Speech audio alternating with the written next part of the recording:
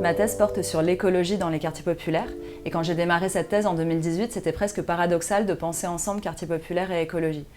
J'entendais dans le débat public une petite phrase qui disait que l'écologie c'était un truc de bobo, que ça n'intéressait pas les habitants et les habitantes des quartiers populaires, que c'était pas leur priorité. Et cette petite phrase, elle me gênait parce qu'elle excluait de fait un certain nombre de personnes du mouvement écologiste et ça ne correspondait pas à l'idée que j'avais pu me faire des habitants des quartiers populaires et de leurs initiatives dans des recherches antérieures portant sur les quartiers populaires et la participation des habitants. Donc j'ai décidé d'aller à l'encontre de cette idée reçue et j'ai démarré une thèse portant sur la manière dont les habitants et les habitantes des quartiers populaires se saisissaient des questions écologiques. Et ce que j'en retiens, c'est qu'il y a une manière de s'engager pour l'écologie qui est particulièrement mobilisatrice en quartier populaire. C'est ce que j'ai appelé l'écologie ordinaire. L'écologie ordinaire, elle passe par la transformation concrète de nos modes de vie et d'habiter quotidiens. Ça peut être des jardins de pied d'immeubles, des ateliers de réparation, des lieux de réemploi, des groupements d'achat pour une alimentation plus juste et écologique. Donc il n'y a pas plus d'indifférence à la question écologique en quartier populaire qu'ailleurs. Par contre, les écologistes ordinaires en quartier populaire rencontrent un certain nombre de freins pour pérenniser et développer leur initiative. Et parmi ces freins, il y a le manque de reconnaissance de la capacité et de la volonté de ces personnes à agir pour l'écologie.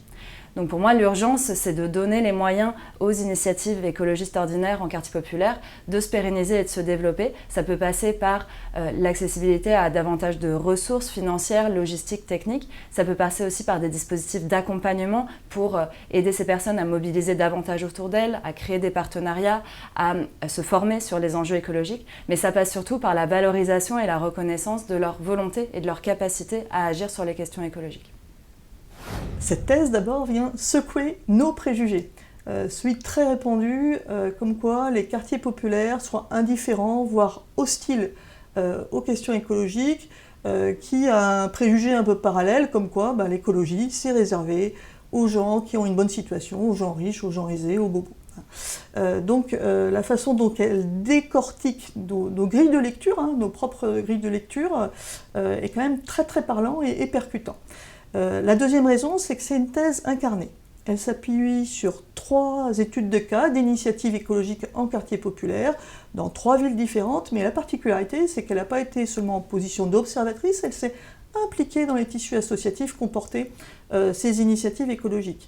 Et du coup, de fait de cette implication, elle montre bien comment les pouvoirs publics, mais aussi les acteurs associatifs cloisonnent la question écologique et la question sociale, ce qui empêche justement des actions transversales.